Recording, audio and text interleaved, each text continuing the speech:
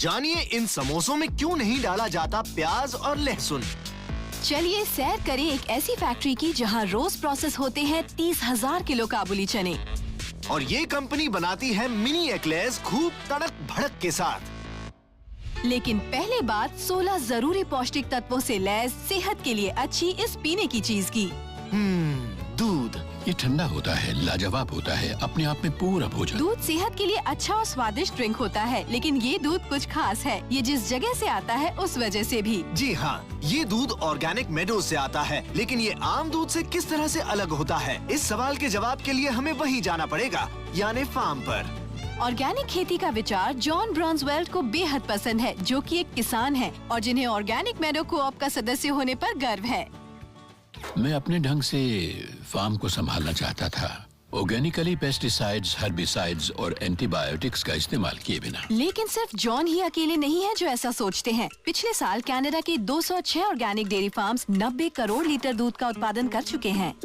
किसी भी आम फार्म को ऑर्गेनिक कानून कायदों के मुताबिक बदलने में पूरे 4 साल का वक्त लगता है। इतने समय में जमीन पेस्टिसाइड्स, हर्बिसाइड्स और बाकी के तमाम रसायनों से अपने आप को मुक्त कर लेती है। इन खूबसूरत हरे भरे चरागाहों में जहां गायें दिन का ज्यादातर हिस्सा गुजारती हैं, जॉन वो चारा उगाते हैं जिसे उनकी गाय बड़े चाव से खाती हैं। हम इनके चारे के लिए मुख्य रूप से जो चीज उगाते हैं वो हैं फलियां। हम चाहते हैं कि हमारी गायें तरह तरह की घास और फलियों का लुत्फ उठाएं और उन्हें उनमें से जो भी पसंद आए उसे मजे से खाएं। वाह, खाने के लिए तरह तरह की ऑर्गेनिक चीजें। भाई इन गायों के तो मजे हैं। जब मैं ऑर्गेनिक किसान बना और शुरू में मुझे बताया गया कि हमारी गायें ऑर्गेनिक चारा खा के बहुत खुश होंगी, तो मैंने सोचा क्या बेवकूफी की बात कर रहे हैं, लेकिन ये बात सच निकली। पर इन खुश और स्वस्थ गायों को भी एक काम रोज करना पड़ता है। आज मिल्किंग पार्लर में इनकी रोज की ड्यूटी के दौरान हम भी इनके साथ हैं। 100 गायों का दूध निकालने में 1.5 घंटे का समय लगेगा और ये काम मुमकिन हो सका है मॉडर्न टेक्नोलॉजी की मदद से।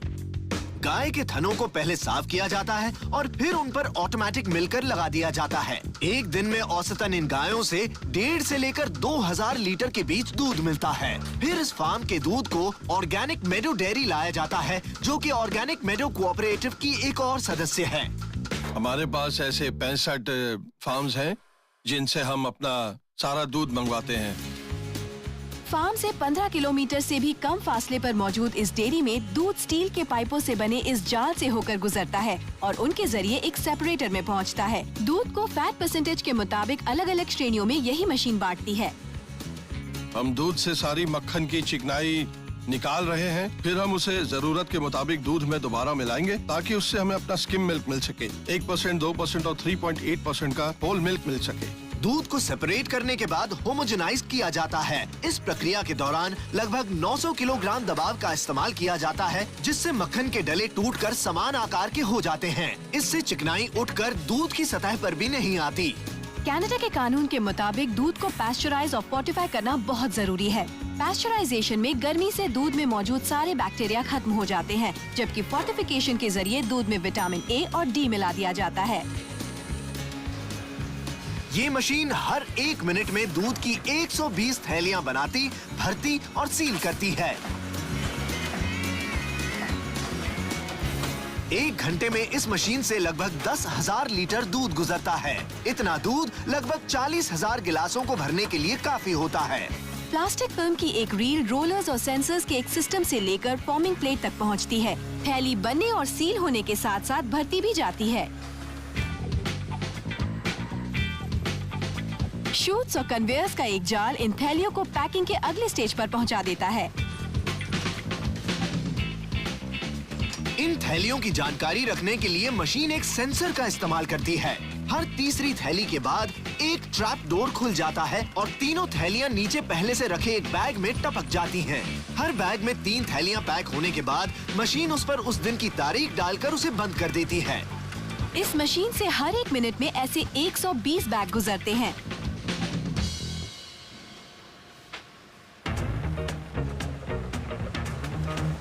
दूध के इन बैग्स को फिर बॉक्सेस में बंद कर दिया जाता है। एक बार में 3 बैग्स और फिर ये फ्रिज की तरफ बढ़ते जाते हैं। यहाँ मौजूद कर्मचारी एक पैलेट पर फटाफट 60 बॉक्सेस रखते हैं, उन्हें श्रिंक रैप करते हैं और फिर उन्हें ट्रक पर लदवा देते हैं। फ्रिज में पहुंचने के बाद ट्रक तक पहुंचने में दूध को सिर्फ 5 मिनट लगते हैं, इसलिए दूध एकदम ताजा रहता है। दिन में 3 बार ये ट्रक इस प्लांट से ये ताज़ा स्वादिष्ट ऑर्गेनिक मेडो दूध लेकर रवाना होते हैं। ऑर्गेनिक मेडो हर साल 1 करोड़ लीटर ऑर्गेनिक दूध का उत्पादन और वितरण करता है। तो अब आप जान गए ना कि आपको अपना ये ऑर्गेनिक दूध खुशमिजाज गायों से मिलता है, तो आप भी मुस्कुरा दीजिए।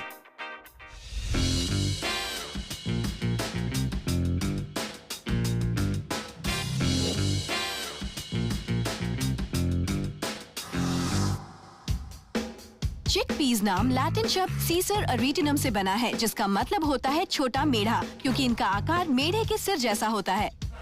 वैसे आप इन चिकपीस से बखूबी परिचित हैं काबुली चनों के नाम से। सेहत के लिए फायदेमंद प्रोटीन से भरपूर ये चने डिप्स, करी, स्नैक्स या सलाद बनाने के लिए इस्तेमाल किए जाते हैं। काबुली चने प्रोटीन और फाइबर से भरपूर होते हैं। ये मेरे मनपसंद हैं। काबुली चने यूनिको कंपनी की भी पहली पसंद हैं। इनकी चिकपी प्रोडक्शन लाइन 1985 से चल रही है। तब से अब तक यहाँ ज्यादा कुछ नहीं बदला है। काबुली चने जिस जगह से आते हैं सिर्फ उसे छोड़ के। पहले हम इन चनों को सिर्फ मैक्सिको गार्बेंजो से मंगवाते थे, लेकिन पिछले 10-15 सालों से हम इन्हें सिर्फ वेस्टर्न कनाडा से मंगवा रहे हैं। पहले इन चनों को साइलोज में रखकर सुखाया जाता है। जब ये चने हमारे पास पहुंचते हैं तब उनमें सिर्फ 16% नमी होती है। सूखे काबुली चने लाने ले जाने के लिहाज से हल्के होते हैं और लंबे समय तक टिकते भी हैं। इसलिए इस्तेमाल से पहले ये खराब नहीं होते। सूखे काबुली चने कारखाने में लगभग 1400 किलोग्राम के बड़े बड़े टोट्स यानी थैली में भरकर लाए जाते हैं। हर ट्रक में 26 टोट्स होते हैं, यानी 78 मेट्रिक टन काबुली चने।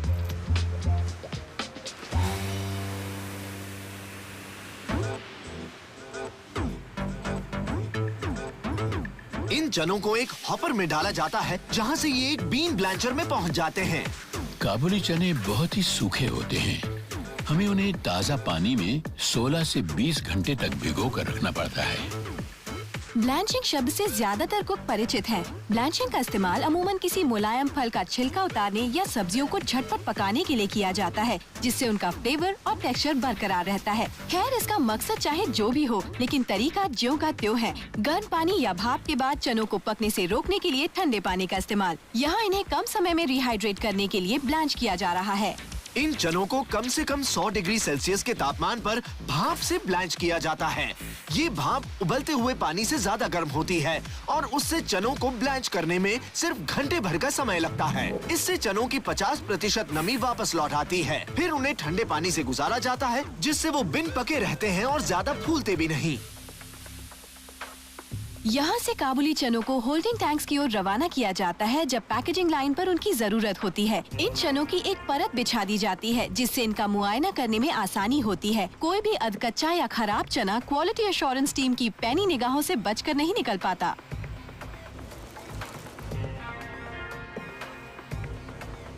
ये एक्सपर्ट्स हर रोज लगभग 30,000 किलोग्राम चनों को छांटते हैं, यानी हर साल लगभग 25 लाख किलोग्राम चने।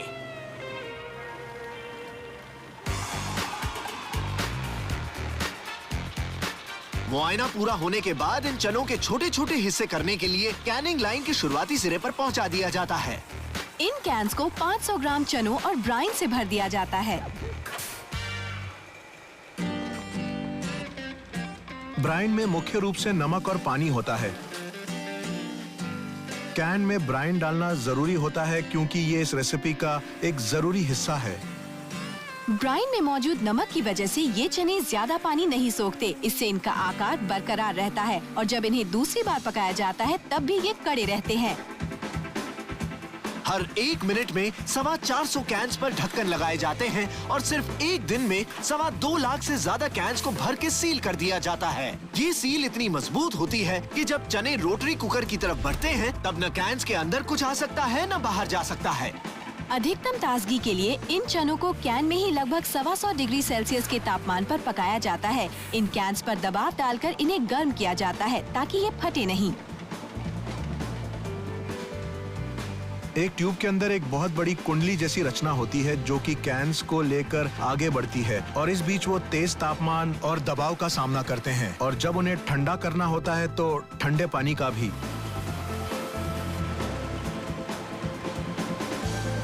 कुकर से बाहर निकलने के बाद कैन्स को स्टेरिलाइज किया जाता है।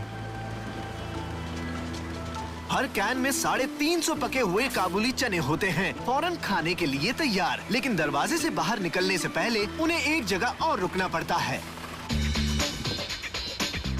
कन्वेयर्स इन कैन्स को बड़ी तेज रफ्तार से एक लेबलर से घुमाकर गुजारते हैं। अब ढेर सारे डिब्बों में बंद ये चने बाहर भेजे जाने के लिए तैयार हैं, जिनका लोग जी भर कर लुत्फ उठाएंगे। एक साल में यूनिको कंपनी काबुली चनों के 42 लाख कैन्स तैयार करती है। ये तो ढेर सारा सलाद है।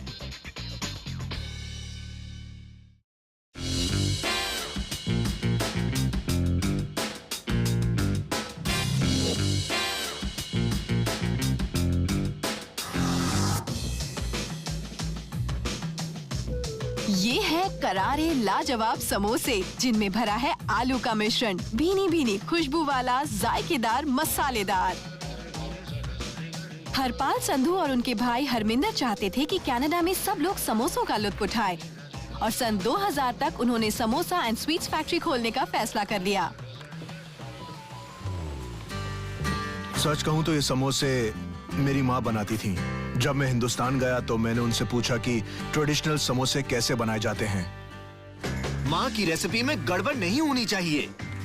सबसे पहले तो हम आलू और मटर मिलाते हैं। आलू मटर एक जाना माना भारतीय कॉम्बिनेशन है, लेकिन संधू ब्रदर्स ने उसे एक अपनी पहचान दी है। हरजिंदर सिर्फ 4 मिनट में 20 किलोग्राम आलूओं को धोकर छील लेते हैं। फिर वो एक बार में 90 किलोग्राम आलूओं को वैट्स यानी टंकियों में उबालते हैं।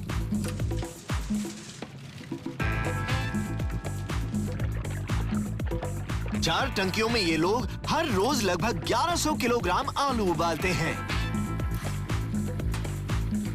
फिर वो उन्हें रिबन मिक्सर में डालते हैं। इस मशीन को अपना नाम उन धातु के ब्लेड से मिला है जो दिखने में रोटरी शाफ्ट के गिर्द लिपटे हुए रिबन्स की तरह लगते हैं। इनसे आलू मसाले के साथ अच्छी तरह मिल जाते हैं। ये मसाला तरह तरह के मसालों को मिलाकर तैयार किया जाता है। इस मसाले में मिलाया जाता है पिसा हुआ धनिया, साबुत जीरा, मेथी, पिसी हुई हल्दी और पिसी हुई लाल मिर्च। पिसी हुई मिर्चें बहुत तीखी होती हैं। अगर उन्हें छूकर आपका हाथ आग पर लगे तो आंखें जलने लगेंगी। आलू का ये मसाला तैयार करने के बाद अब वक्त होता है उसमें मटर मिलाने का। मटर मिलाने के बाद पूरे मसाले को 5 से 7 मिनट तक आपस में अच्छी तरह से फेंटा जाता है। आमतौर पर समोसों में प्याज भी डाला जाता है, लेकिन ये समोसे बिना प्याज के होते हैं ताकि ब्राह्मण और जैन लोग भी इनका लुत्फ उठा सके। आयुर्वेद में भी प्याज की मनाही है।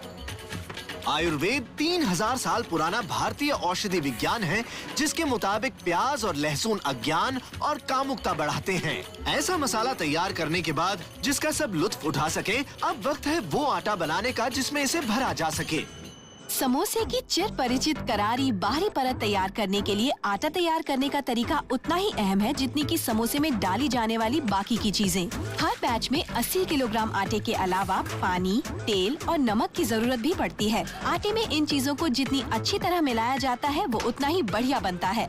इन सब चीजों को आटे में धीरे धीरे मिलाया जाता है और फिर मशीन की रफ्तार तेज कर दी जाती है। इससे समोसे की बाहरी परत इतनी सख्त रहे कि उसके अंदर फिलिंग बंद हो जाए और आटा थोड़ा लचीला रहे। समोसे के आटे और उसके मसाले को समोसा मशीन पर 2 अलग अलग कंपार्टमेंट्स में भर दिया जाता है। अगर आपने आज तक समोसा मशीन का नाम नहीं सुना तो इसमें हैरानी की कोई बात नहीं है। जब मैं हिंदुस्तान गया और मैंने पूछा कि समोसा बनाने की मशीन कहाँ मिलेगी, तो वो सब मुझे यूँ देखने लगे जैसे मैंने कोई बेवकूफी भरा सवाल पूछ लिया हो। उन्हें समझ नहीं आया मैं क्या कह रहा हूँ। उनका जवाब था ऐसी कोई मशीन नहीं होती। तो अपने भाई और एक इंजीनियर की मदद से उन्होंने समोसे बनाने की एक मशीन डिजाइन की। ये मशीन आटा बेलती है, उसमें फिलिंग करती है और आटे को तिकोना आकार देकर उसके किनारे बंद कर देती है। इससे समोसों को तलते वक्त फिलिंग उनमें से बाहर नहीं निकलती। इन समोसों को तब तला जाएगा जब ये आपके घर पहुंचेंगे। इस फैक्ट्री में उन्हें आधा तला जाता है। अगर ऐसा न करें तो इन्हें बर्फ में जमाने पर आटे में दरार पड़ जाएगी। इन समोसों को 1300 लीटर तेल में 190 डिग्री सेल्सियस के तापमान पर आधा तला जाता है।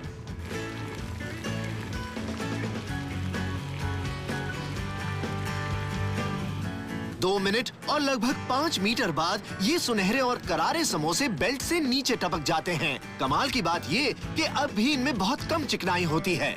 बाकी के मुकाबले हमारे समोसों में 70% कम चिकनाई होती है। जब हम इन समोसों को तलते हैं तो वो तेल नहीं सोखते।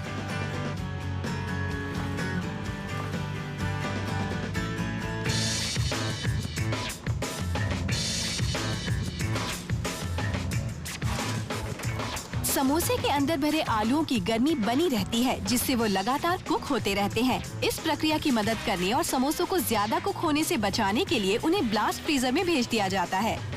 इस ब्लास्ट फ्रीजर को -18 डिग्री सेल्सियस पर ठंडा किया जाता है। 2 घंटे में समोसे बर्फ में पूरी तरह जम जाते हैं। आज यहाँ 1 लाख समोसे तैयार किए जाएंगे।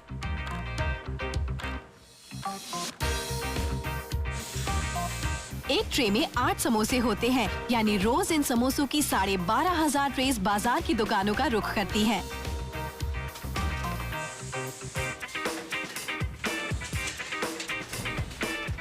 ताकि आप भी मिस्टर हरपाल की तरह समोसों का लुत्फ उठा सकें। समोसा एक हर मौसम नाश्ता है। आप इसे किसी भी वक्त खा सकते हैं। इस पर कोई रोक नहीं है। हर टाइम समोसा टाइम है। समोसा और स्वीट्स फैक्ट्री की बदौलत अब भारतीय समोसा कनाडा में भी धूम मचा रहा है।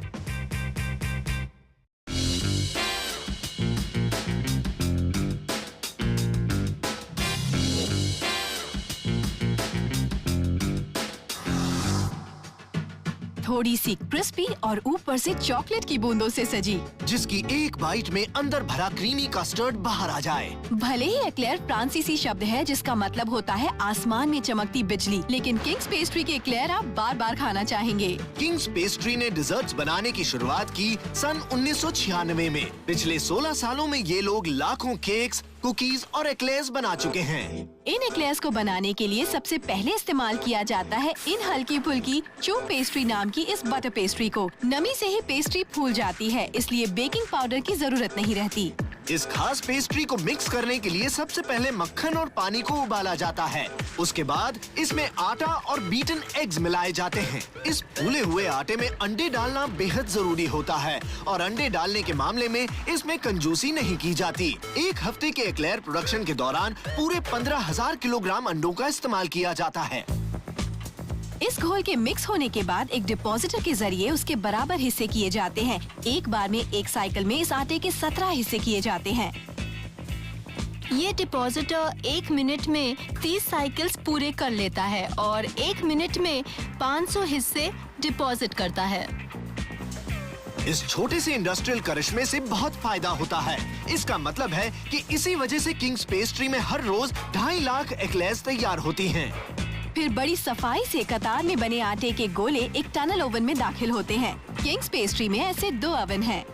पूरे नॉर्थ अमेरिका में सिर्फ किंग्स पेस्ट्री में ऐसे 2 टनल ओवन्स हैं। सिर्फ ओवन्स की लंबाई ही पूरे 150 मीटर होती है। अब अंडे और आटा अपना काम शुरू करते हैं। उनमें पानी की मात्रा ज्यादा होने की वजह से भाप निकलती है, जिससे अंदर हवा के पॉकेट्स बन जाते हैं। जी हाँ, इस आटे में कोई भी यीस्ट या बेकिंग पाउडर नहीं होता और इसे फुलाने का सारा काम अंडे ही करते हैं। लगभग 20 मिनट में ये पेस्ट्रीज फूलकर सुनहरे रंग की हो जाती हैं।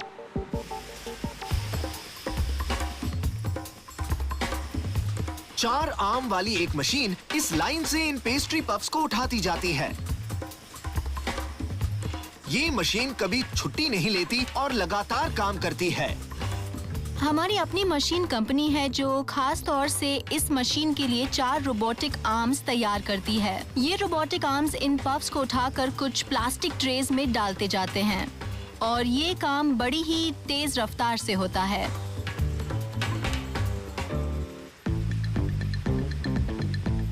बाहर से करारे और भूरे, लेकिन अंदर से बेहद मुलायम और हवा से फूले, दिखने में यमी। लेकिन फिर भी इस वक्त इन पफ्स को एक्लेयर्स नहीं कहा जा सकता। कस्टर्ड एक तरह का स्वादिष्ट ट्रीट होता है जिसे अंडों, क्रीम और चीनी डालकर बनाया जाता है। आज इन एक्लेयर्स में 7,000 किलोग्राम कस्टर्ड इंजेक्ट किया जाएगा। इन पेस्ट्री पफ्स में 42 नोजल्स इस कस्टर्ड को इंजेक्ट करके भरती हैं। अब इनका रूप लगभग पूरा बदल चुका है।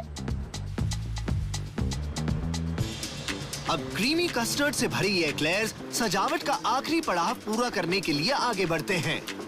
ये मशीन इन एक्लेयर्स के ऊपर चॉकलेट का छिड़काव करके आइसिंग करती है। किंग्स पेस्ट्री में हर रोज 1000 किलोग्राम चॉकलेट से आइसिंग की जाती है।